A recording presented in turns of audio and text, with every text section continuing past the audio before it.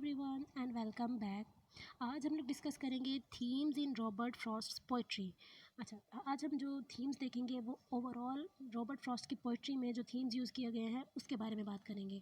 Separately कौन सी poem में जो थीम यूज़ किया गया है वो उसके बारे में हम बाद में बात करेंगे। आज हम ओवरऑल व्यू लेंगे। अच्छा, जो मेजर थीम्स हैं रॉबर्ट फ्रॉस्ट की पोइट्री के वो है nature, ambivalence, communication, everyday life, morality and isolation, duty and rural life. सबसे पहले नेचर को देखेंगे। अच्छा, नेचर को से बहुत हर पोइट ही इंस्पायर रहा है, लेकिन रॉबर्ट फ्रॉस्ट जो है इनके जो ख़ास बात है इनकी पोइट्री में कि इन्होंने नेचर को किस तरह अपना थीम बनाया है। तो उसकी सबसे अहम वजह जो है वो उनका इंग्लैंड में रहना है। इंग्लैंड में उसकी सीनिक ब्यूटी को इन्होंने और जो उसकी ब्यूटीफुल लोकेशंस हैं वो बहुत ही ब्यूटीफुली डिस्क्राइब किया है अपनी पोइट्री में। उसके अलावा रॉबर्ट फ्रॉस्ट ने आम दूसरे पोइट्स की तरह ये नहीं किया कि शीप्स और शेफर्ड के बारे में लिखते रहे, नहीं। इसमें एक ड्रामेटिक स्ट्रगल दिखाई गई है, एक नेचुरल लाइफ से किस तरह हमारी जो एवरीडे लाइफ है, हमारी जो कॉमन मैटर्स हैं वो नेचर से रिलेट करते हैं, और कॉन्फ्लिक्ट है सीजन्स के दरमियान। ये जो सारा कुछ है ये हमें एक ड्रामेटिक स्ट्रगल हमें देखने को मिलती है।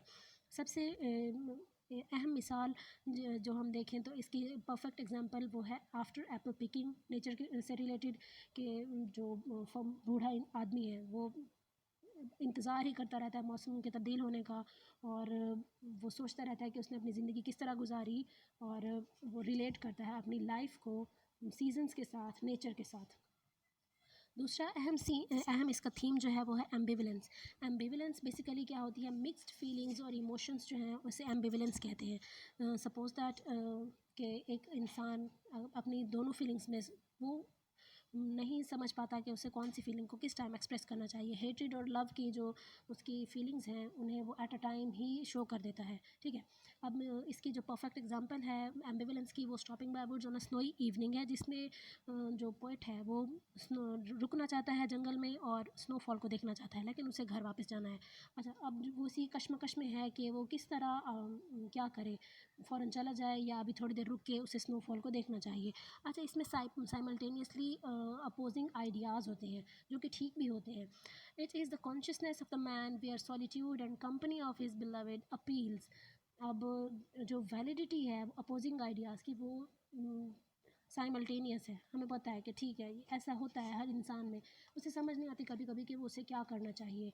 अच्छा, तो जो इसका एक अगला थीम है वो है कम्युनिकेशन। हमें पता है कि ज़िंदगी गुजारने के लिए हमें बातचीत की, कम्युनिकेशन की ज़रूरत होती है, लेकिन जो थीम पोइट ने अपनी पोइट्री में यूज़ किया है कम्युनिकेशन का वो इसका है कि एस्केपिज़म की वजह, एस्केपिज़म है इसमें, आइसोलेशन और नाउमीदी। जो लोग हमने जो पोएम पढ़ी है इसकी आफ्टर एप्पल पिकिंग, उसमें जो इंसान है वो अकेला बंद कमरे में है, उसमें जो उसकी उस सबसे जो अहम वजह है उसकी नाउम्मीदी की, तो वो लैक ऑफ कम्युनिकेशन है। अब रॉबर्ट फ्रॉस्ट जो है वो ये कहते हैं कि वो क्लियर एक हमारे एक क्लियर व्यू बना देते हैं, हमें समझाने की कोशिश करते हैं कि इंसान को ज़िंदा रहने के लिए कम्युनिकेशन की ज़रूरत होती है। लेकिन जो इसकी पोएम्स हैं रॉबर्ट फ्रॉस्ट की, लाइक होम बरियल और आफ्टर एप्पल पिकिंग, इसमें ये साफ तौर पर ज़ाहिर हो जाता है कि जो हमारे कैरेक्टर्स हैं पोएम्स के, तो उनमें इस चीज़ की कमी होती है कि वो कम्युनिकेट नहीं कर पाते।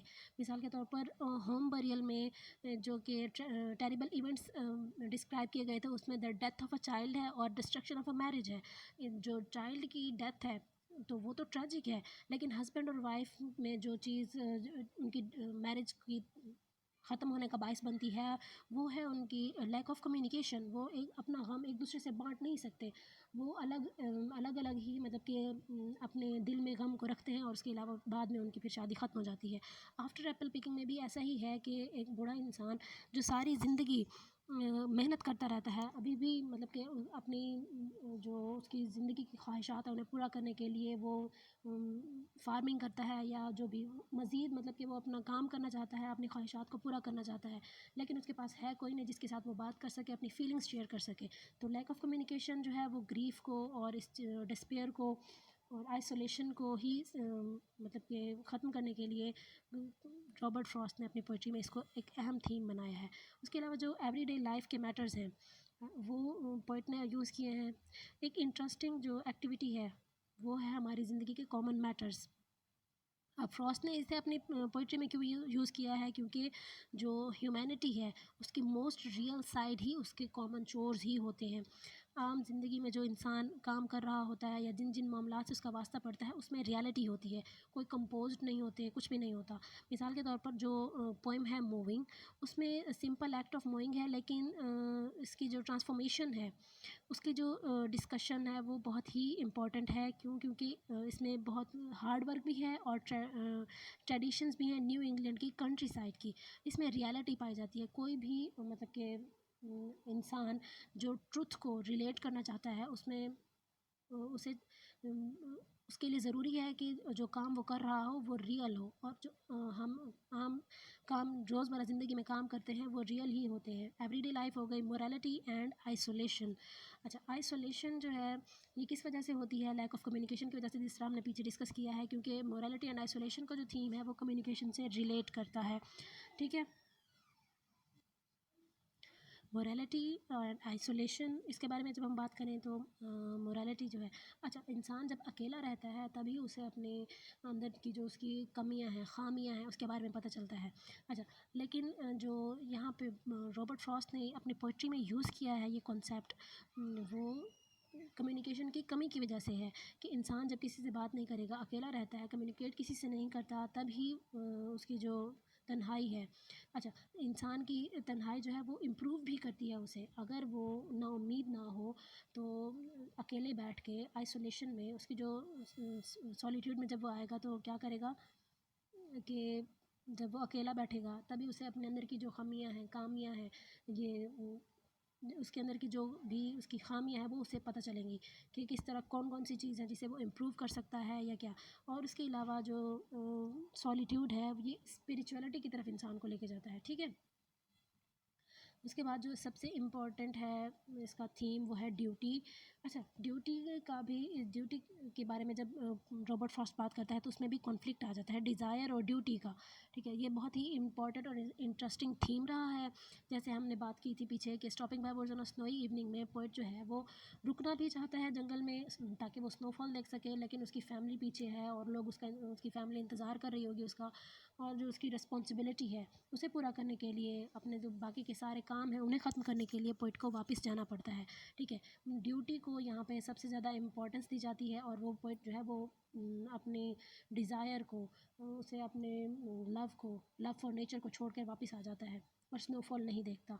अच्छा, रूरल लाइफ, अब रूरल लाइफ को पोइट ने ब्यूटीफुली अपनी पोइम्स में डिस्क्राइब किया है। इसका जो फ्रॉस्ट का एक्सपीरियंस रहा है, क्योंकि वो न्यू इंग्लैंड में ग्रो उन्होंने किया है, तो इस वजह से उनकी जो एक लाइफ स्पेंड करने का पर्टिकुलर वे है वो रूरल लाइफ से है, बहुत ज़्यादा इंस्पायर है।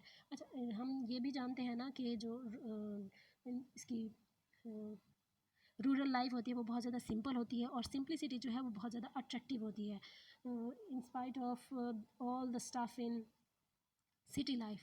अच्छा, अब अर्बन लाइफ जो है उसमें बहुत ज़्यादा शोर शराबे और हंगामों की वजह से जो सिंपल लाइफ है देहात की, वो बहुत ज़्यादा अट्रैक्टिव है। उसके अलावा क्योंकि पोइट जो है वो उनकी मोस्टली जो लाइफ होती है वो इमेजिनेशन में ही गुजरती है, तो वो अपने चाइल्डहुड को रिकॉल करता है कि किस तरह वो नेचर में बैठ के बातें करता था, या फिर किस तरह से वो नेचर जो है उसकी सोल को बहुत ही ज़्यादा कंफर्ट देती थी और इसे आराम महसूस होता था नेचर में, नेचुरल ब्यूटी से, और जब वो सीनिक ब्यूटी में आता था। अब रूरल लाइफ को बहुत ज़्यादा इंपॉर्टेंस दी है, और जब जो भी हम पोएम्स पढ़ेंगे रॉबर्ट फ्रॉस्ट की, तो उसमें रूरल लाइफ का जो कॉन्सेप्ट होगा वो अर्बन लाइफ के कॉन्फ्लिक्ट में आएगा। ठीक है। अब इसकी सबसे अहम बात भी यही हो गई कि जो रूरल लाइफ है वो बहुत ज़्यादा ब्यूटीफुल होती है, और हमें पता है कि खूबसूरती जो है वो बहुत इंसान की कमज़ोरी रही है। उम्मीद है आपको समझ आ गई होगी। अगर भी कोई भी सवाल हो या कोई कन्फ्यूजन हो तो आप काइंडली कमेंट बॉक्स में पूछ सकते हैं। Thank you so much for watching.